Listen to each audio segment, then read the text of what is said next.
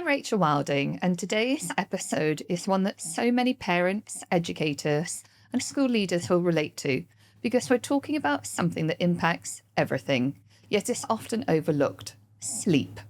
Not just bedtime routines, but the deeper connection between sleep, emotional well-being, behaviour, and the child's ability to truly thrive at home and in school. I am delighted to be joined by two brilliant voices, bringing very different but incredibly connected perspectives.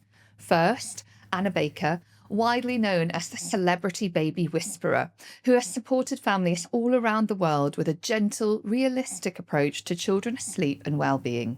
And alongside her, Amna Thomas, head of primary at Ashmount School, who sees firsthand every day how sleep regulation and well-being show up in the classroom. This is really going to be a most honest, practical conversation, bridging what happens at home and what happens in school. We're hopefully going to give you insight that you can take away immediately. So let's get into it. Anna, people call you the celebrity baby whisperer. What does that actually mean in practice? Do you know what? I think it actually sounds more glamorous than what it really means. It means that at 2 a.m., I'm sitting on the floor with a mom who hasn't slept in weeks, who's struggling with mental health. Right? A baby doesn't care if you're a CEO or if you're an educator. If they are not sleeping, you're not sleeping. Your family's not sleeping.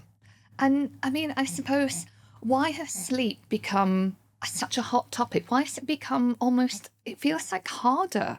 Oh, absolutely. I think if you look at today versus 40 years ago, a lot of kids are overstimulated, right? Parents have the idea of let's put our children into all these activities during the week because I'm going to wear them out.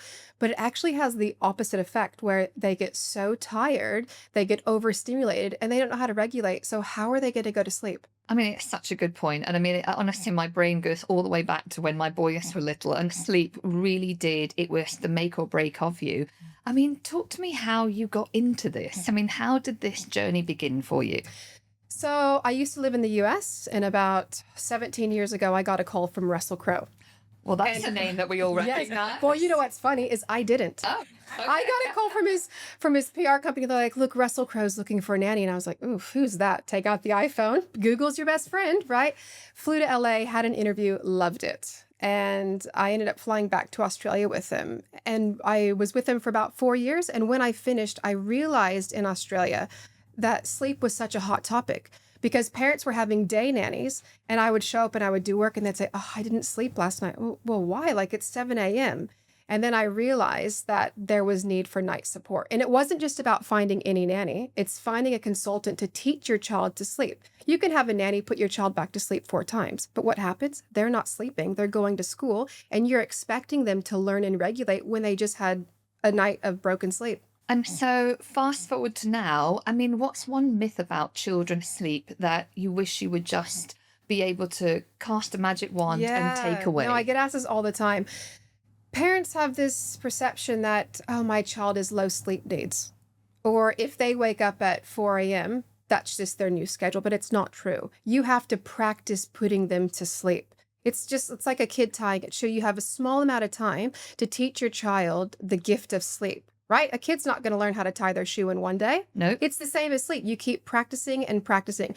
There's nothing worse than having a child roll over to be an anxious teen, to be an anxious adult, because you missed the window to teach them how to sleep. And that phrase, cry it out, you take over Do not be fooled by that, okay. Right? Let me tell you, I'm not going to leave your child to cry it out. I won't even leave my 15-year-old to cry it out, right? They don't really learn much. A cry it out means like you pop them in the room, see you in the morning, and they're going to cry themselves to sleep. It's the skills that you want to teach. And I say to parents, if you decide to sleep train, you go in their room every 2 minutes, right? 2 minutes. And it takes longer, but it's the practice that they need. They're in a new atmosphere. They've got a new routine. You can't expect them to learn overnight. 3 nights, you can teach a child a new schedule. 3 nights. And yes, it's not easy. So be prepared for it. I actually say sleep baker, all the ingredients for good night's sleep. But also I saved a few marriages along the way too. Oh, totally. And I'm sure so many people can literally go, 3 nights, is it possible? Oh my goodness, but that long-lasting impact. And I think that's where, we really will talk about this, bringing yourself in. Are there clear patterns between lack of sleep and, that focus, that emotional regulation? when it comes to coming into schooling. Yeah, I think I completely agree with what Anna is saying. I believe in the stacking theory as well, where children, if they haven't had a good night's sleep, they wake up in the morning. Oh, I need to get a shoebox that I need to bring into school. Mommy hasn't or daddy hasn't organised a shoebox. It all stacks up. They get to school and they're already dysregulated. That's it. And what is really, really important is, as a parent, to have that partnership with the class teacher to say, okay, he didn't have a good night's sleep. Oh, we've actually forgotten to bring the shoebox in. And, because all of those little bits actually end up with the child already feeling dysregulated before they even start the school day. And as a teacher, I think to have that information is absolutely vital as well. Sometimes with sleep, you won't necessarily see a child that's tired. You'd have the iceberg theory where you see a certain behaviour where they're crying over because their pencil broke. Exactly, the pencil broke, or someone didn't share the toy that the way they wanted to, and you're thinking, oh God, the boy or the girl can't share. Actually, it's not about that. It's the fact that they're not able to regulate themselves because they haven't had that sleep to regulate their body, their nervous system, and their emotions as well. And do you think parents actually genuinely recognise that link? Do you actually think that they can really see that behaviour is linked to that poor pattern of sleep? I think parents know, right? I think parents know. I think they're definitely learning. They know, but they don't know sometimes what the impact might be. Because, of course, they're not at school seeing the day-to-day what's happening at school. So, again, I go back to that partnership between parents and school as well.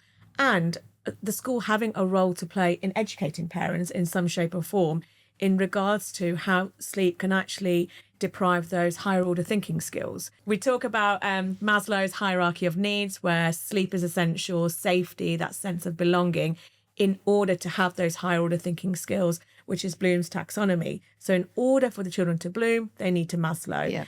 And I think those kind of things parents wouldn't know unless you are an educator or unless you are into that kind of stuff as well. And so to have these workshops, to have that understanding and that aligned approach is absolutely necessary as well. And I think, fortunate to also be in educational leadership. And I was, thinking about this coming in this morning about when have I ever actually talked about sleep? Yes, okay, with staff, but have I ever really thought about it, in terms of what's our policy on sleep within a school day? What's our policy on if we're noticing something? When children are overtired or dysregulated, what strategies do teachers, actually use in the moment to support this? Is it something that it's just cast aside, or is it actually front and centre a critical piece of information? I mean, from the brain, when the amygdala is activated, the child goes into fight, flight, freeze, and fawn. Yeah. And so, again, educators having that knowledge. Okay, when a child has the flip brain and their amygdala is activated, what do I need to do in that moment? Now, there's a lot of research out there to actually tell the child to calm down is the worst thing you can say to them when they're actually absolutely they're in that moment. So normally it's about 90 seconds, they say, in order to start having that conversation. So classrooms, educational settings need space. You can have calm zones in the actual classrooms. I've worked in schools where every single classroom had a safe space or a calm zone where the children knew that is a place I can go to when I'm feeling dysregulated as well. But also, supporting the teachers and understanding that their nervous system in that moment is essential. Because if you are then also really not understanding how to calm yourself down, the child feels it. They feel your energy, and that is really, really important. And I think that leads perfectly back to you, Anna, talking about flipping back into that parent side. Are parents equipped with the fact that they are waking up exhausted in the morning? Their child may well be exhausted equally, if not more.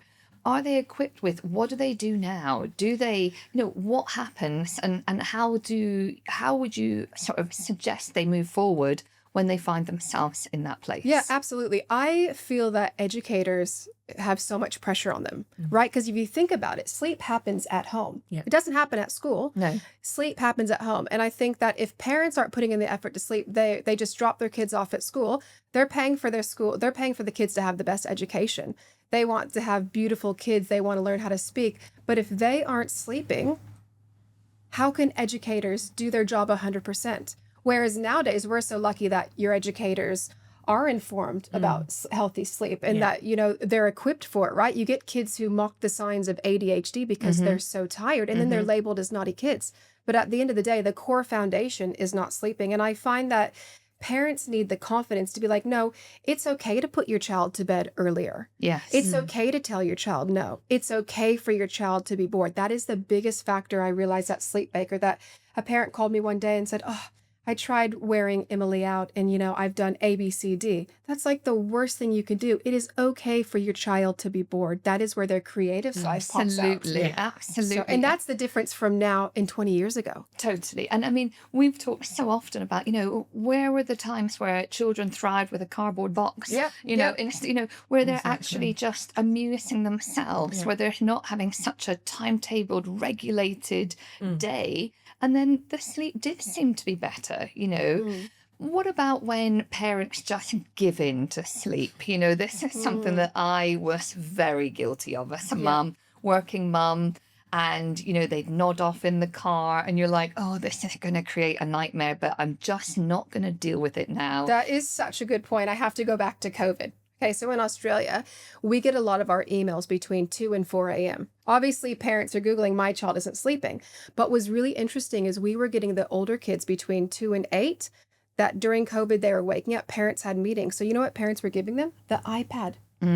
I think I did 6 months after we were all home released that we could leave, that we could go back to work. I was training kids to not have an iPad.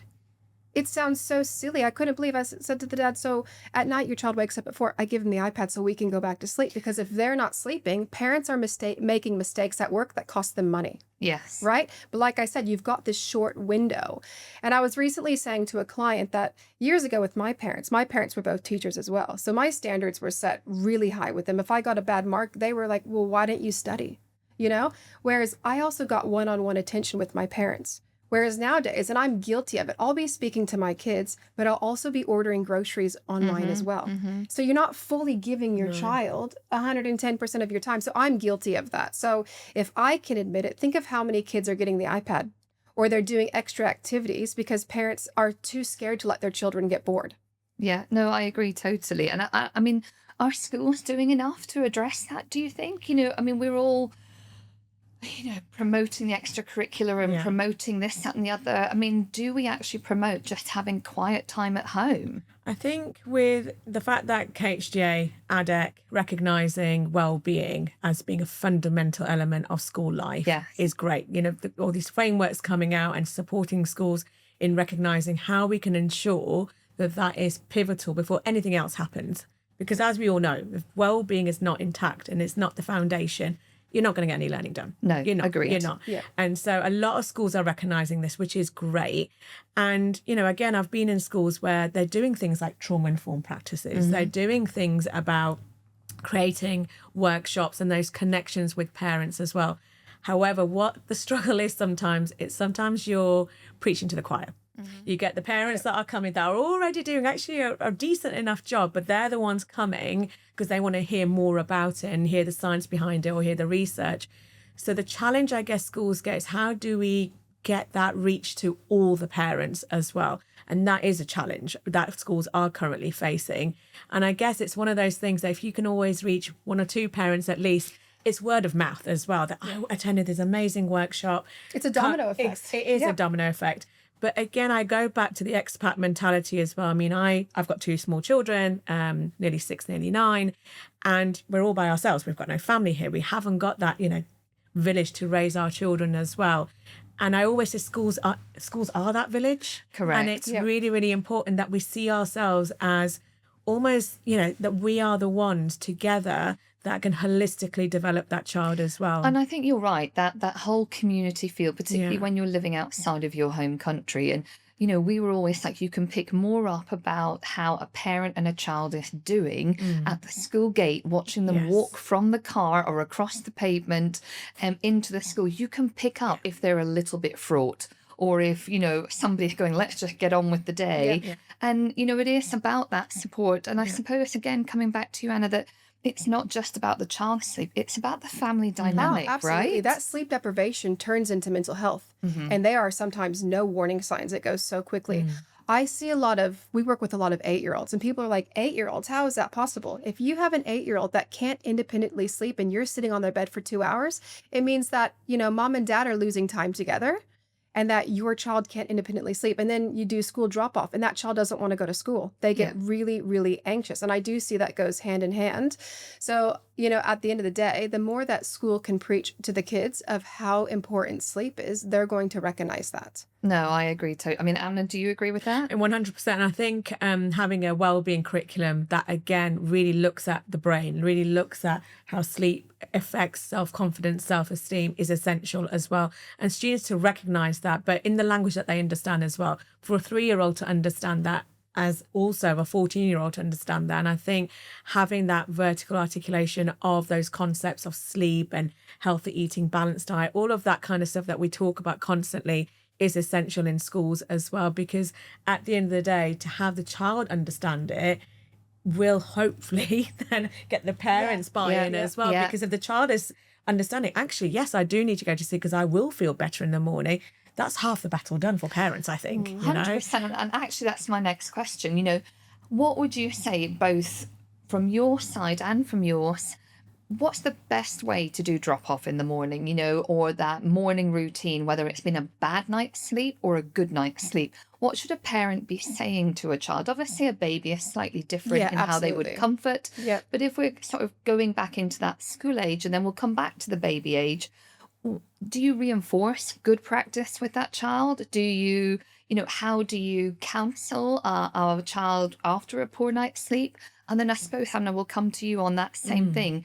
You know, can you reinforce that somebody is bouncy and coming in and ready for the day? Or can you also counsel a child that is clearly not having that pattern? I mean, what would you say, Anna, in the morning? In the morning, it's hard. Yeah. Right. So if you're going to get up and already kind of, I don't want to use the word attack, but you're telling your child like, last night was really hard. I mean, your ultimate goal is to get your child to get their shoes and socks on and out the door, because tantrums are real at that time.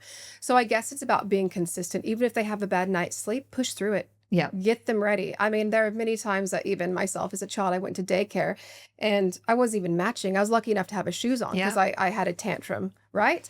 I guess it's about getting your child out the door, dropping them off at school. And then I always find that after they go to school, you get home, you have dinner, you talk about what happened. And you can have the most well-behaved child, but at 7 o'clock when it's bedtime, they get scared and they get anxious and emotions come out, and you see a behavior that you've never seen before. And that is because they are too scared to go to sleep on their own. Okay. Well, we'll come back to that definitely in a moment. What about through the school gates? So I always go back to knowing your students. It's something that you think is very logical, that teachers should know their students. When I mean knowing them, it's not knowing, oh, they're really good at math or they need support with literacy. Knowing what their triggers are, knowing something's off with Amna today. You know, she's not herself. She's not smiling.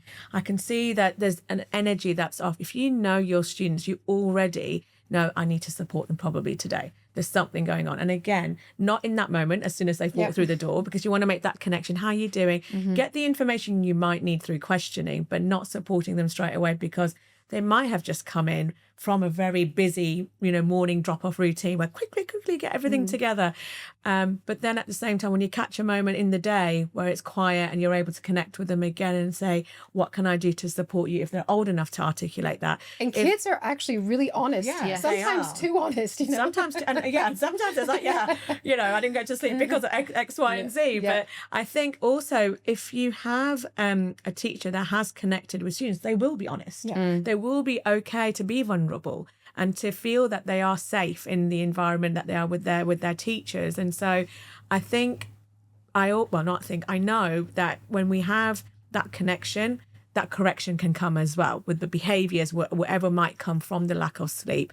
But when, you know, same as a parent, when you are then attacking a child in a way where you're behaving not in the right way or whatever, again, their amygdala is out. They're like, you know, I'm now being attacked by a parent that I thought was safe, or a teacher that, and it does not go the way that it needs to go. So I do actually think that as a teacher, if you know your students at the start of the year, you give that time, and then when there are things happening at home life and you notice that their energy is off, you are able to support that child as well. That co-regulation is essential for children. And I think it's where that triangulation really comes in, because, you know, for many, I assume that, you know, the parents might not even know that it's been a bad night's sleep. You know, they might just, the child gets up, they're getting on with the day. And it's where that communication between school and home really, really do, you know, it's imperative.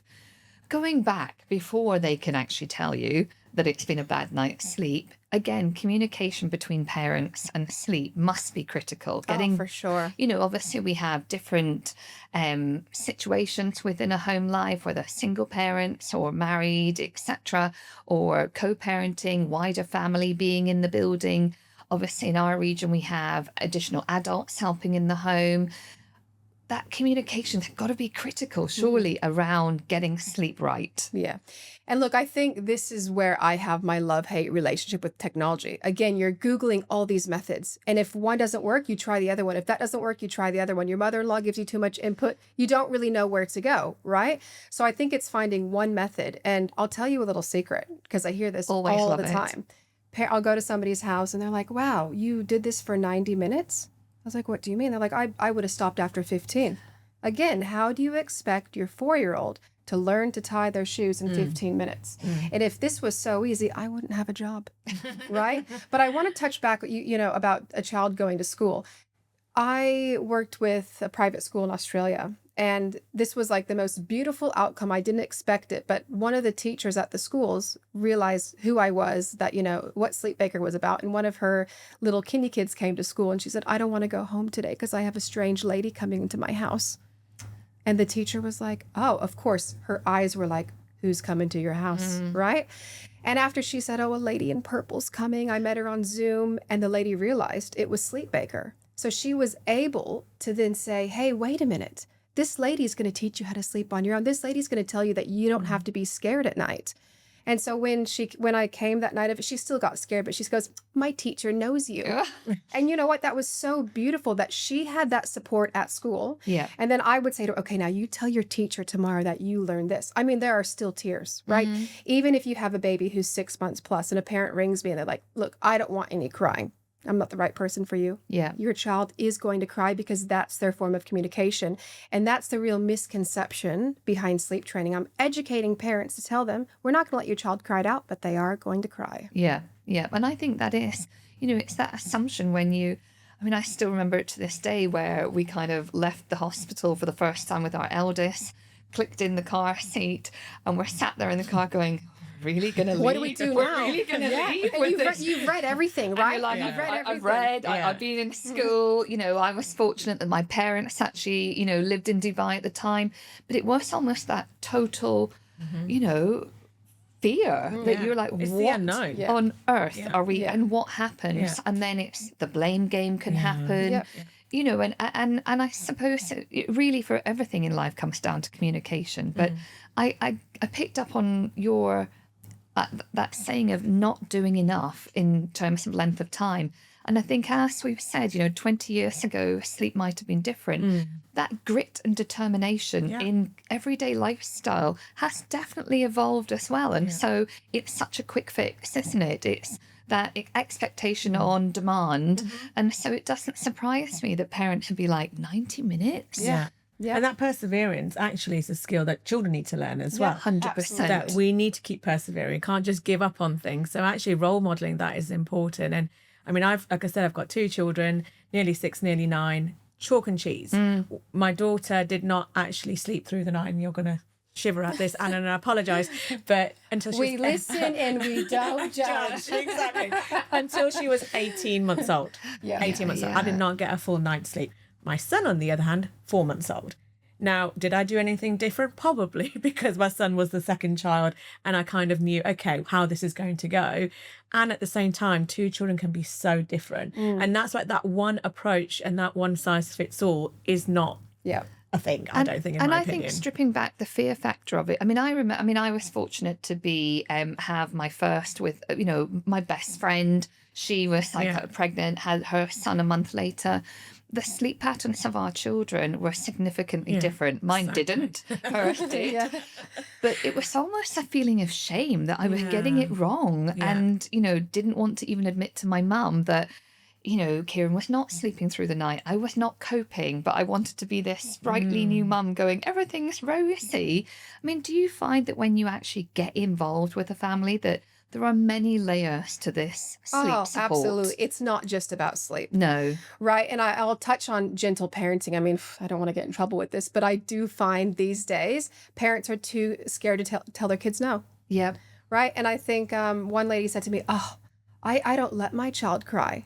And I was like, really? We want them to be able to have emotional regulation, right? But then that morning when I was leaving, the child was crying for 45 minutes. And I was like, this is so interesting. What's the difference of teaching your child to cry at night, but during the day it was okay to cry? You know why he was crying? Because mom wouldn't give him a lollipop.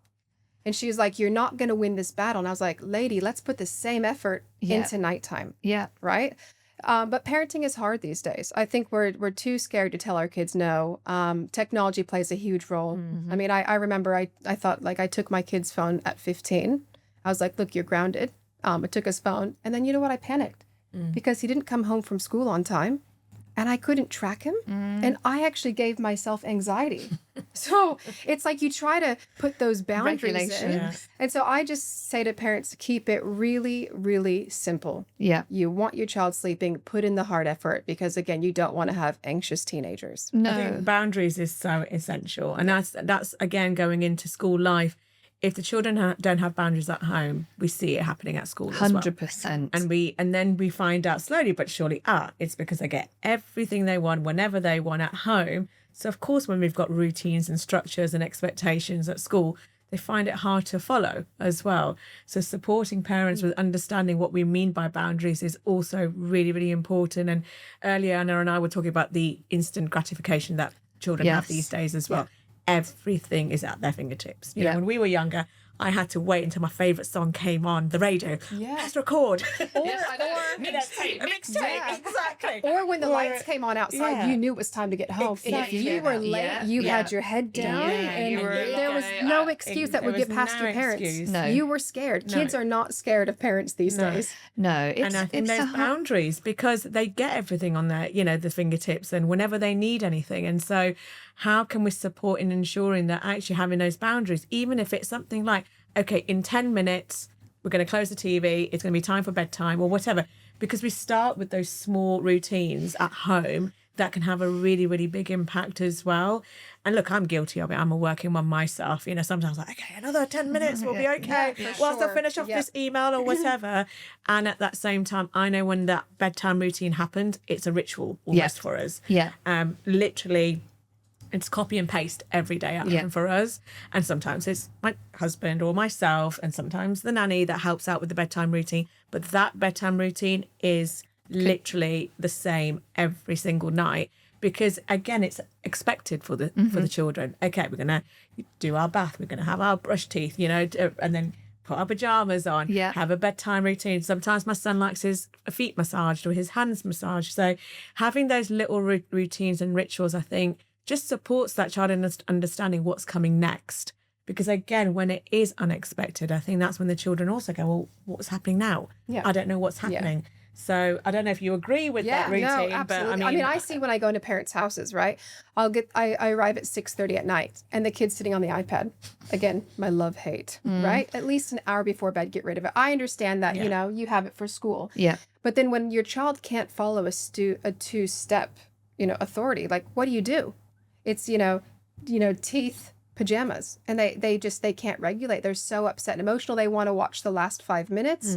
And I think telling parents an hour before bed, that's okay to tell your kids no. Yes, And parents are like, well, no, but they're going to have a tantrum. Of course they are. But when they have the expectation that they are not getting the iPad at night, they learn very, very quickly. And it's all about just setting up those routines, you know, and you put in, and it's so easy to say it now, you know, my boys are like 23 and 22, but, you know, you just graft through those, get it right in the beginning. And it's, you know, it's why early years is so important in education. You get those boundaries right. And if you're not getting them right, go to somebody to get help. Absolutely. You know, it is no shame on anybody. Yeah. We all struggle at different points parenting, but do the right thing and actually admit it and seek that help. I suppose top tips, it's something that I always do. You know, if somebody's listening and going, oh my goodness, you know, how could I do something better? Or, you know, what would you say to parents? A quick few takeaways. Look, it's easy. Be consistent. Practice and be consistent, right? Find a method that works for you. If if your child is hyperactive at night and you're thinking like, oh, little Tommy's not going to go to bed at 7, well, maybe he's hyperactive because he's overtired. And I think that's where a lot of parents instantly assume that he has to go to bed at 9. No, start the bedtime earlier, even if you have to tweak it by 15 minutes. Yeah. Right. But be consistent. Don't one night have books and the other night offer this and then the third night offer this, because it's too confusing. They won't know what to expect. And that's when the tantrums come out, because they don't know how to regulate. Yep. So I just, and I always say to new parents, like, everyone wants the best technology when it comes to their kids, right? When I had my kids, I had a baby monitor that you could see and hear. And those are the best, because those new ones that alert your phone over every little thing, like, make people super anxious. So when I go to someone's house and I'm there all night, I can actually hear the mom's phone like bouncing Pinging. off. Yeah. And I'm in the other room and I'm thinking like, how is she actually getting that sleep? But then, you know, parents will message me the next day saying, this was the baby monitor and it happened A, B, C, D. And I'm like, you should only be waking up when you can hear your baby cry and when you can see your baby crying. And right? Everything else, that just gives us such anxiety, and it's just not needed. And you think we've come, I mean, certainly there were no cameras when my boys were little. And, you know, you think, when did baby monitors even begin? Yeah. So, Yep. yeah, I do definitely get that. Now one. they have this tool that I love, white noise. If your child is sleeping through white noise, We still, I love my it. children Yeah, still I sleep with it. white noise. Yeah. Yeah. We do too. Yeah. They have It's this new tool amazing. now that you can turn it on to see if the white noise machine is too high. Oh. Now I'm saying that's silly. Why are we wasting $35 on that? It's Absolutely not. common sense. If the white noise machine is next to the baby's head, move it away and turn it up. Yeah. This is the common sense that I'm talking about, that parents overthink everything. And I really do think, like, people are getting on ChatGPT, people are Googling all these things, and they think, oh, I have to have this. And that's where they get really anxious. And then they put themselves down thinking like, I can't do this, so it's easier. Let's just co-sleep. So really then, stripping it back down to basics, just sticking to consistency is the key, really. Absolutely. And taking that into schooling. Yeah, so I'm just going to jump on the bandwagon of the white noise. As a parent myself, that has been our saviour for many, many reasons. You know, if you've put your children to sleep and you've got friends over, they don't hear Absolutely. anything. Yep. Yeah. They don't hear anything. And believe it or not, we travelled with my daughter when she was 3 weeks old, because it was my daughter's, it wasn't my daughter's wedding. It was my sister's wedding. And because of the white noise in the plane, and she related that to the white noise that she normally sleeps with, she slept. Yeah. And they now, even though they're nearly 6 and 9, still sleep with white noise.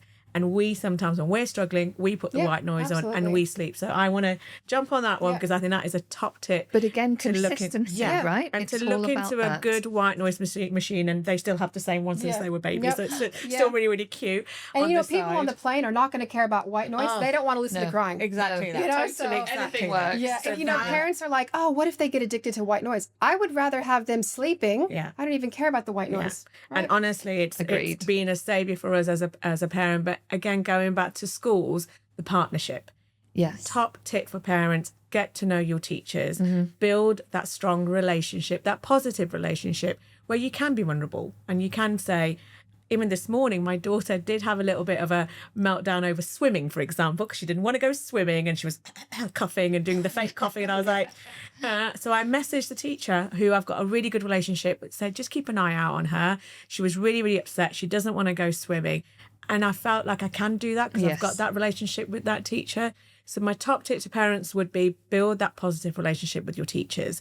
Get to know them, so that when there are mornings where it's hard and it's tough, you can just message them on the platforms that they use. Or if you're dropping them off face to face, you can have that little conversation on the doorsteps to say, look, it's not been the easiest morning due to X, Y, and Z. So then they know what to expect in a school day, and they can support you as a parent in how the child might be in the school day, so that hopefully they come back actually more cheery. And then, like Anna said, over dinner, say, okay, buddy, what happened last night? Yeah. Can we talk a little bit and unpack that? Did something upset you? And have those conversations when they're not, with their amygdala flying high. It's a conversation that's done in a very authentic manner where the child feels supported by those that love them. I mean, I think we could talk all morning. I mean, honestly, communication and consistency are the key message. Anything before we close that you would like parents to know? I do have a question for you both. Okay. Okay. How many times do you think a child in high school checks their phone at night, on average? Oh, goodness. 10? 4 to 5 times. Okay. So if you can imagine a child in high school, they have FOMO, right? They sleep with their phone right next to them. They check it. They're not just checking it and going back to sleep. They're checking it and spending 5 or 10 minutes on it. So right now, if you have even kids in primary school that have their phone in their rooms, because it's very common, put the phone out of the room. Go back to old school alarm clocks. If they say, oh, Mom, I don't know what time it is, here's a box alarm clock. Yeah. It will beep in the morning when you wake up because those habits start in primary school. And they're Same with the very Apple hard Watch. to break, right? Yep, very hard. And I'd say that for adults. Yeah, I agree. Invest in an alarm clock. Yeah, I agree. To be fair, even coming in this morning, I was like, what time is it? Yeah. Like, just go to It's like sleep. you get away from your phone and you're like, you get a bit of anxiety because you're like, oh, what if I miss this call? What if I miss this? But I guess as a parent, I'm now working on showing my kids positive steps of not having the phone glued to you. And do you know, there was It's a hard. top tip that I was told by a great friend, Ryan Park, and he said, put it to grayscale. That statistically is proven that children and adults will disengage with their phone if it is in grayscale. And it's an incredible thing, even taking that into a routine where an hour before, you're removing any technology, flip it onto grayscale, it will already start to regulate that That's distance. interesting. I've never heard of that. Yeah. Wow. There we go. That'll be part 2 of this conversation. See you in a week. Absolutely. Is there anything else that you'd like to share before we round Yeah, up? I would just say not to have judgment and give yourself grace as well as a parent. We're all making mistakes. We're all learning on the go, and use your network around you to support you. There is so much out there, like you say, and at the same time, it can be overwhelming. So talk to people, figure out what they're doing that might work. And these little top tips that we're giving, it might not work for you, but try them. No, totally. And that's it. People like Anna offering a service. There is no shame in saying at this Do not be point shy. in parenting, I need a little bit of help. We all do along the way. We all need help. And also, if I could leave on this note, sleep consultants aren't about letting you cry it out. Yeah. Right? Find a sleep consultant that aligns with your values. Yes. Make sure that they have the approach that you agree on, because you are more likely to follow that plan. So we're not going to let your child cry for 40 minutes, but they are going to cry because that is their form of communication. So there's a difference there. Yeah, and I think keeping that in the back of your mind is really, really important. Thank you so much. Such an important conversation, and one that really reminds us that sleep isn't just a routine. It's foundational to how children learn, behave, and grow. A huge thank you to Anna and to Amna for sharing such honest and practical insights today. There's so much more here for parents and educators to reflect on. If you've enjoyed the episode of QTheVoices, please do share it with your networks, whether that's to fellow parents, teachers, school leaders. There are always conversations that really make a difference when they're heard more widely. And if you'd like to be part of the conversation, whether you're an educator, a school leader, community member, expert, or an organisation doing something meaningful in education, we'd love to hear from you. You can connect with us through Quantum Media and Education UAE and be part of future episodes. Until next time, this is QTheVoices, where education speaks beyond the ordinary.